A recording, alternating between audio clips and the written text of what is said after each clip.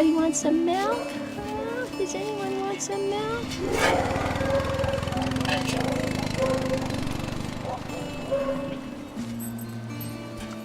You guys are full, huh? Good babies. Good babies. When we make a decision to do a breeding and bring a litter of pups into the world, it's not without a lot of thought, because if we bring them into the world, then we're going to look after them until it's their time to go. There was an old timer over in New Hampshire, Ed Moody, and he was with Bird on a number of Antarctic expeditions, and he built the sleds for them, and he was the main dog handler for those expeditions. So when Polly come back from the Yukon, her sled needed some pretty major repairs, so we took it down and spent a day in the shop with him, and I asked him if I could come back, and I did, and I spent a few more because I didn't want to remake the wheel as far as, you know, what I need to know to start building dog sleds. And Ed was very generous with his time, and you know, that we spent all day in the shop with him fixing Polly's sled and stuff, and he wouldn't take anything for it.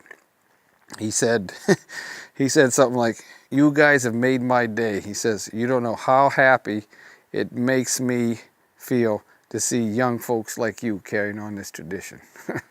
That's the kind of guy Ed was. Yep. You don't make them like that anymore.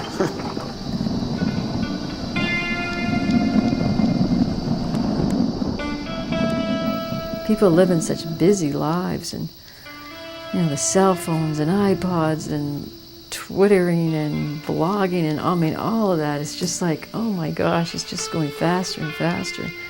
And when you come out and just like, whew, you know, take a big deep breath and just be out and just slow down. And I mean, you have to move in the rhythm of nature and what's going on. I mean, if you move too fast, nature will step you back.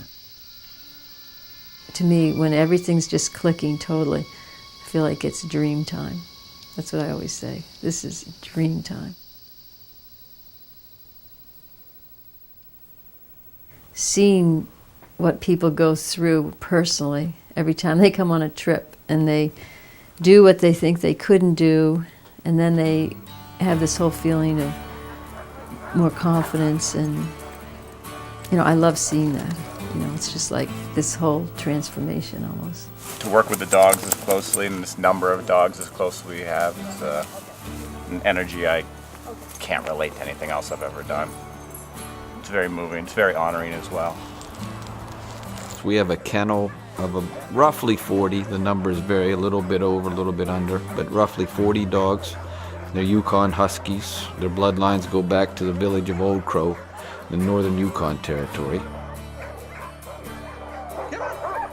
You know, in a leader, the qualities you're looking for are brains, confidence, and devotion.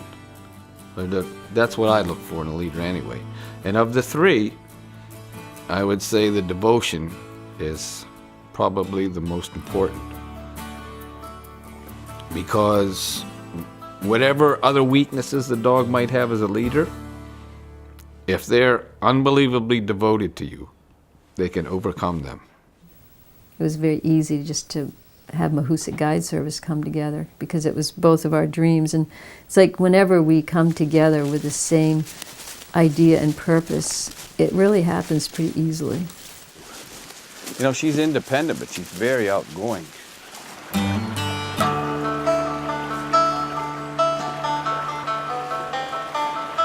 I'd like to see that breed of dog, those bloodlines continue long after I'm gone. And as far as what I might be remembered for, if I was, you know, remembered as a musher that always took good care of his dogs. Yeah, that's probably about the most important thing to me. This is how people traveled for thousands of years.